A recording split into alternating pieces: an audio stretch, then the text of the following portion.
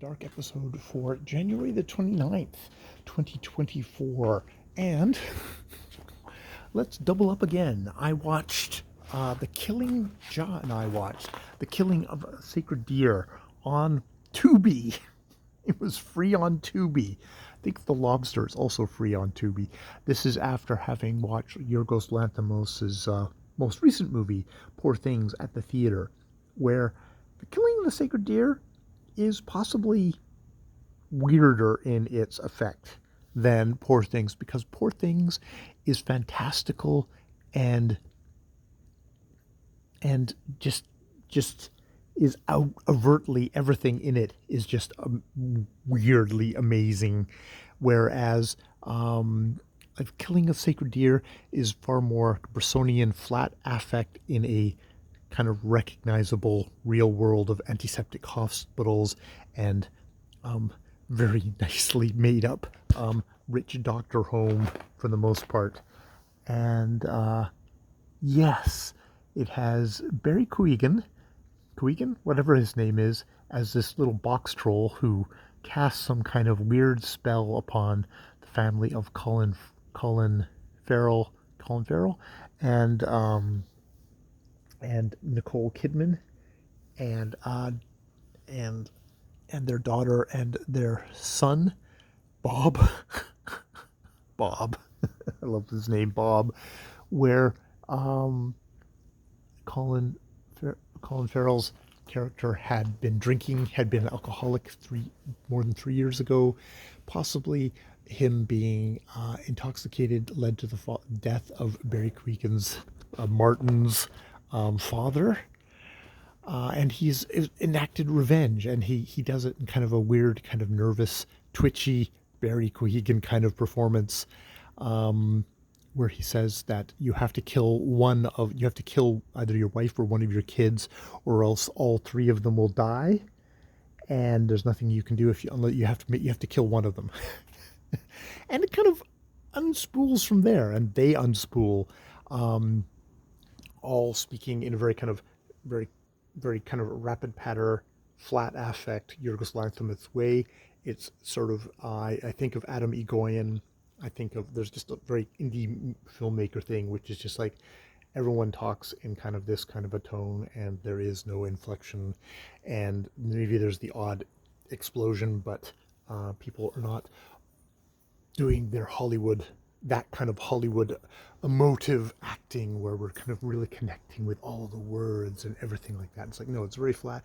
But the actors are still doing all the work there, but they're not robots. And this isn't, Bresson, who famously would use non-actors in a very less acting kind of way. Um, it is not a movie. It's thinking about Adam Egoyan, I'm thinking about sort of David Lynch, in the sense of, this is not a movie that's supposed to make sense in a logic way. There is a whole bunch of stuff in here which seems like really eatable. It's like Nicole Kidman really favors the son. The Colin Farrell's character really favors the daughter. There's Martin and his mother, who seem to be extremely close, even though he's bent on revenge for his father. And he's bent on revenge. He doesn't do anything overt. He just says that he's done this, that he is the one that has caused his son to suddenly be able to become paralyzed. And he says this is going to happen. It's going to happen to everyone. It happens to his daughter as well, and he says it's going to happen to Nicole Kidman's characters soon. It never does.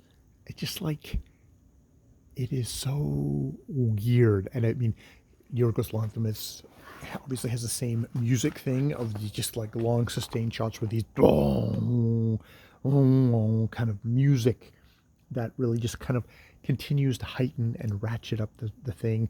Strange angles, or very oddly kind of framed angles, all all the building blocks that get used in Poor Things, but just in this more regular environment, which makes it weirder, makes it more um, bone grinding, and it's like just the odd way that everyone seems to. You're in a dream, and everyone in the dream is accepting the dream logic. Nightmare logic is all doing it.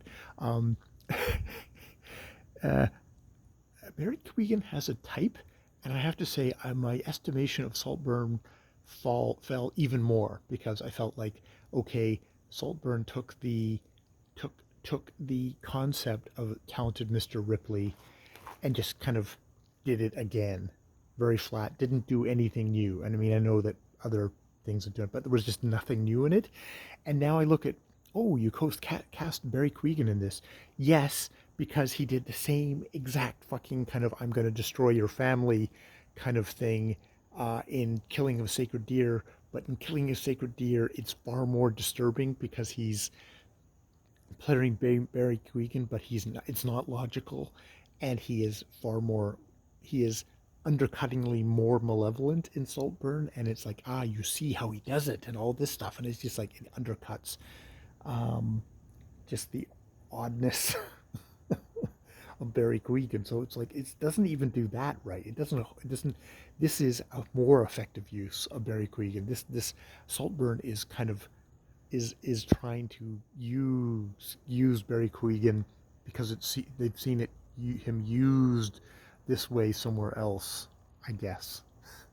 So Saltburn still sucks. Very well acted, very well photographed, but still sucks. And Killing a Sacred Deer, interesting. I can see why the more fantastical, the favorite, just in set design, in kind of the visuals, are more popping in this and in the favorite and in Poor Things. But like, wow, Killing a Sacred Deer, interesting stuff here. Um, Fucked up stuff. That Colin Farrell's character, the doctor, likes to fuck his wife like she's under anesthesia. Uh, you know, I like it when they lie quiet, like from The Frighteners comes to mind. That kind of, that's how he wants to engage in his anesthetized, under the knife, manipulated objects.